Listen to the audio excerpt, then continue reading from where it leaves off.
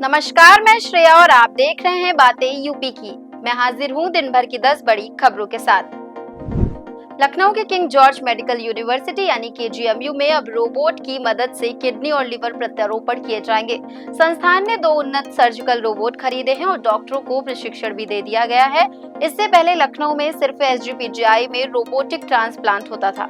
KGMU के प्रवक्ता professor के सिंह ने बताया कि सटीकता की दृष्टि से ये तकनीक बेहद लाभदायक है। साथ ही गॉल ब्लेडर और हार्निया की पहली 2 सफल रोबोटिक सर्जरी भी हो चुकी है। अब पेट आर्ट ट्यूमर जैसे जटिल बीमारियों के ऑपरेशन भी रोबोट से किए जाएंगे, जिससे मरीजों को जल्द राहत मिलेगी। ज्येष्ठ महीने का पहला बड़ा मंगल आज श्रद्धा से मनाया गया। लखनऊ में बड़े मंगल के दौरान पहली बार कई प्रमुख हनुमान मंदिरों में आर्टिफिशियल इंटेलिजेंस यानी एआई आधारित निगरानी शुरू की गई है। मंदिरों में लगे स्मार्ट कैमरे चेहरों की पहचान, भीड़ का विश्लेषण और संदिग्ध गतिविधियों की तुरंत पहचान कर रहे हैं।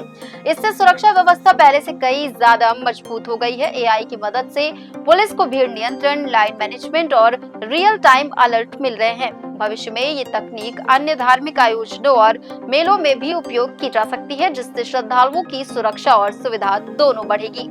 अब बढ़ते हैं अगली खबर की ओर। यूपी में डीजीपी प्रशांत कुमार 31 मई को रिटायर होंगे, लेकिन नए स्थायी डीजीपी की नियुक्ति को लेकर संशय बरकरार है। यूपी सरकार ने नियुक्ति के लिए नए नियम तो बनाए पर लागू नहीं किए। झारखंड में यूपीएससी की गाइडलाइन के खिलाफ नियुक्ति पर केंद्र और राज्य सरकार आमने सामने है। अब केंद्र के निर्देश सभी राज्यों पर लागू होंगे। यूपीएससी ने भी डीजीपी चयन को लेकर नई गाइडलाइन भेजी है।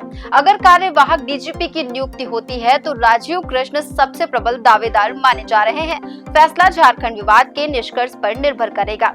यूएई का शाही परिवार उन्नाव में 4000 करोड़ रुपए का निवेश करेगा।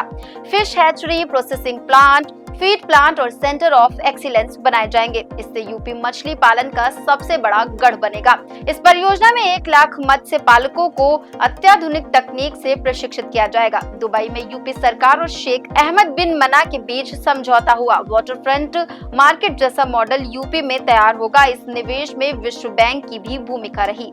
इसी के साथ अब बढ़ते हैं अगली खबर की ओर।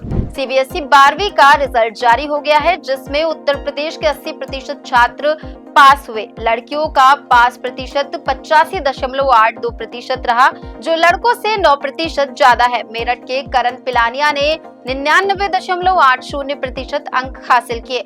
उनके पिता बीएसएफ में हैं और इस वक्त जम्मू के बॉर्डर पर तैनात हैं। यूपी रीजन में नोएडा सबसे ऊपर 81.29% और प्रयागराज सबसे नीचे 79.53% रहा। देश भर में त्रिवेंद्रम रीजन 99.60 के साथ टॉप पर है।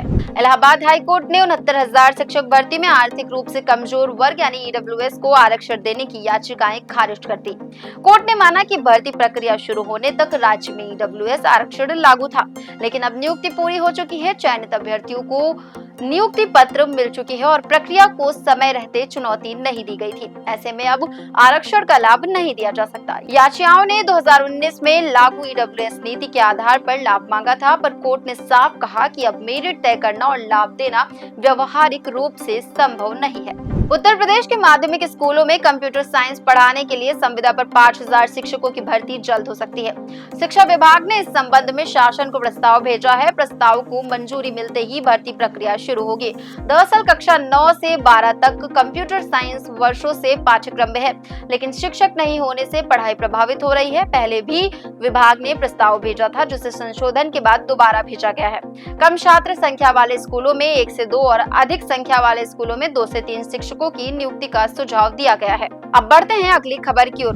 गोरखपुर चिड़ियाघर में बाघिन सहित 4 जानवरों की मौत के बाद बर्ड फ्लू की पुष्टि हुई है। सीएम योगी ने मंगलवार को उच्च स्तरीय बैठक कर सभी चिड़ियाघरों, पक्षी विहारों और गो आश्रय स्थलों में सतर्कता बढ़ाने के निर्देश दिए। लखनऊ का चिड़ियाघर बुधवार से 7 दिन के लिए बंद रहेगा, जबकि कानपुर चिड़ियाघर भी अस्थायी रूप से बंद किया गया है। सभी प्राणी उद्यानों को सैनिटाइज करने, वन्य जीवों की जाँच और आहार की कड़ी निगरानी के आदेश दिए गए हैं।